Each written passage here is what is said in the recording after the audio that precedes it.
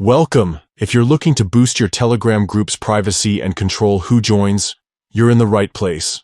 Today, I'll show you how to create a limited-time invite link for your Telegram group using Telegram Web on your PC, all with the latest update. Let's get started. First, open Telegram Web on your browser and log in to your account. Once you're in, head over to the group where you're an admin. Only admins can create and manage invite links, so make sure you have the right permissions. Now, inside your group chat, look for the three dots icon in the top right corner of the screen. Click on it, and from the drop-down menu, select Edit. This will open up your group settings page. Next, find and click on the Invite Links section. Here you'll see your group's main invite link, but we're going to create a new one with a time limit.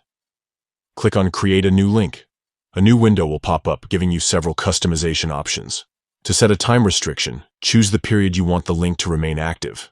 You can select from preset durations like 1 hour, 1 day, or 1 week.